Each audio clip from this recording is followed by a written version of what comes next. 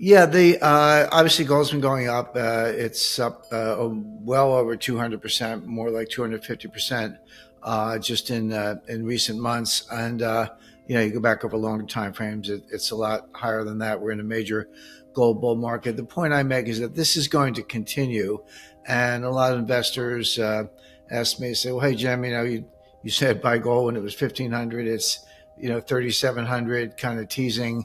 Around $3,800 an ounce right now. Did I miss the boat? And my answer is, well, you missed, $1,300 worth, but no, or sorry, $2,300 worth, but no, you did not miss the boat. This rally is really just getting started. There are three main drivers. The first one is central bank buying. Now, 2010 was the year of inflection, meaning from 1970 to 2010, central banks and finance ministries, basically official institutions, were net sellers of gold. Beginning in 2010, they became net buyers of gold. Now, different central banks involved, Switzerland, UK, Australia, Canada were all sellers, still are. The Swiss have stopped selling. Canada, I think, sold all their gold. Not saying I have a treasure chest, but I think I have more gold personally than the government of Canada.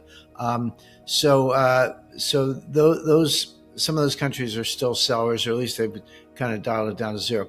The buyers are new. They're Russia, China, India, Japan, believe it or not, Turkey, Iran. Iran's not transparent, but there's a whole set of buyers out there. Vietnam, for its size, is buying a lot of gold, and they continue to do so. Now, central banks, to be clear, they're very savvy buyers. They're not going to drive the market a lot higher by themselves, and they don't want to. If you were a buyer, why would you want the price to go up a lot? You'd say, "Hey, I'm still buying, so I just as soon keep it low for a period of time." But what they do is they put a floor under the market. They buy the dips. I hate to use cliches, but they do buy the dips. They put in standing orders. Russia for a long time was sort of 10 tons a month. Put in the orders with dealers in London. They don't want to disrupt the market, etc. But if you're an investor in gold, if you're any an individual, everyday American, or hedge fund, or whatever, and you're interested, you have limited downside because the central banks are putting in a floor, but unlimited upside for reasons we'll talk about. So that's what I call an asymmetric trade. It's a very nice trade. The second reason is, good old-fashioned supply and demand. You learn in your first week of economics courses. Might be the only thing you learn that's really valuable the way they teach it these days. But global output has been flat around 4,000 metric tons per year. That's all the mining in the world for about 6 years. Now, I'm not saying peak gold. It hasn't gone down, but it hasn't gone up. Just a little bit around the edges, but not very much. Right around 4,000 metric tons a year. So if you have constant supply, which we have, and increasing demand, which we do, that means the price goes up. It's just, limited, flat supply, increasing demand, price goes up. It's pretty much that simple. The third factor is that people say, gold's an inflation hedge. It can be an inflation hedge. The correlation between gold and inflation is less strong than most people assume. But I call gold the everything hedge, meaning, will it hedge inflation? Yeah, it actually hedges deflation. People don't understand. During the Great Depression, the best performing stock on the New York Stock Exchange was Homestake Mining, which was one of the largest mines in the world at the time. That's actually the foundation of the Hearst fortune, going back to George Hearst in the late 19th century. But I visited that mine, out in Lead, South Dakota.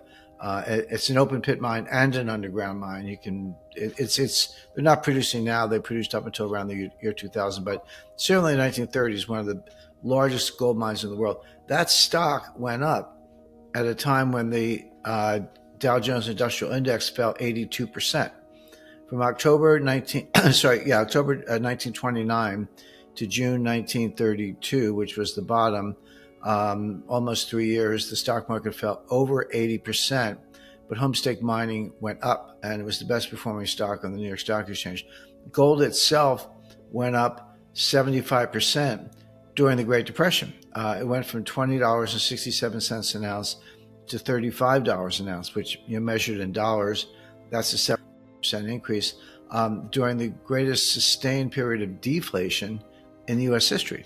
So the history of the Great Depression says when stocks are crashing and deflation takes over, gold goes up significantly. So it hedges that. It also hedges inflation because, again, as we saw in the late 1970s, in 1979, 1980, inflation was 13, 15%.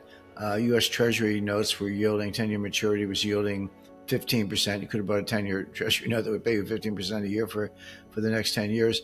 But from 1971 to January 1980, gold went up 2,100%. So it hedges deflation, it hedges inflation, it hedges social unrest, natural disasters, civil wars, regular wars, et cetera, and uncertainty in general. So it's very good in that sense. And one last point, Jesse, and kind of why I see this continuing, getting to much higher levels. There's a little bit of math. I mean, you can do calculus if you want, but I try to keep it around the 5th grade level. There's a behavioral psychological phenomenon called anchoring. And anchoring just means, we're all humans. We all have biases, which are usually a good thing. It kind of kept us alive for a couple of million years. But an anchoring bias is you get a number in your head and it means something and you anchor on it and you kind of filter out other data around it. So people obviously who own gold look at price increases, and let's just take big chunks. $1,000. $1,000 an ounce is a lot, but we've been seeing it go up $100 an ounce every couple of days for the past month or so. But let's just take bigger chunks. Take $1,000. When you go from $2,000 an ounce to $3,000 an ounce, that's a 50% increase. When you go from $3,000 an ounce to $4,000 an ounce, that's a 33% increase. And when you go from $4,000 an ounce to $5,000 an ounce, that's a 25% increase. The point is, there's still $1,000 leaps. And if you have 50 ounces of gold and it goes up $1,000 an ounce, you just made $50,000. And people think of it that way. They focus on the $1,000, or in my example, the $50,000 gain, and they're like, ka-ching, ka-ching, that's great. But what they don't realize right away, because they just don't think about it, each one of those $1,000 gains is easier than the one before, because it's the same $1,000 gain, but it's a smaller percentage gain because it's calculated off a higher base. So going from $9,000 to $10,000, that's only an 11% increase. I mean, 11% is kind of like a good month these days. So my point is, and this is where you get into the frenzy stage. We're not there yet. We're getting closer, but all of a sudden it's going to go 8, 9, 10, 11, and those $1,000 chunks those $1,000 leaps are going to keep getting easier because they represent a smaller percentage. When you go from 20,000 to 21,000, that's only a 5% increase, which is a good week. So that's one of the ways you get there from the perspective of $3,800 an ounce or $3,700 an ounce, where we are now. $23,000 seems like, that's the far side of the moon, but actually as you get closer to it, it gets really easy to see that kind of spike. So yeah, that's my forecast. Those are the reasons behind it, and they're not changing. If anything, they're getting stronger. Silver is a little bit more difficult to analyze because gold is not good for anything except money. So if you like money, have some gold. It's obviously a precious metal, but the industrial applications of gold are very few. Silver is different. Silver has a lot of industrial applications, but it is a precious metal. So you have to think of it as a precious metal money on the one hand, and industrial input on the other. Those can be moving in different directions. Obviously, the precious metal aspect is driving silver higher, but as we get into what looks more and more like an industrial recession, that could be a drag on silver use. But let's focus on the precious metal side. A couple of things about silver. Number one, it tends to lag gold. There's no way that gold's going to the levels I'm talking about and silver is not going to go to $100 an ounce. If you see $20,000 gold, you're going to see $100 silver or more. But silver tends to lag a little bit. The gold takeoff happens and it makes all the headlines and people get spun up. And then silver just kind of sitting there like, what's wrong with silver? And then all of a sudden, silver starts to move. So I think you're exactly right, Jesse. We're in that mode right now. but it plays catch up. So silver could actually go up faster because it took longer to take off. So I think the way you described it is exactly right. But silver has a very important monetary use that I would say makes it even a little bit easier than gold, which is it's more practical. If you had a crisis and you had, people lost confidence in money, or had electric grid breakdown, and we had to kind of use gold and silver to feed our families, so to speak. Silver is a lot more practical, because if you have a 1 ounce gold coin, let's say, okay, that's valuable. It's a form of money. It's bullion, but if it's worth $4,000 or $5,000, as we're describing, that's an awful lot of groceries.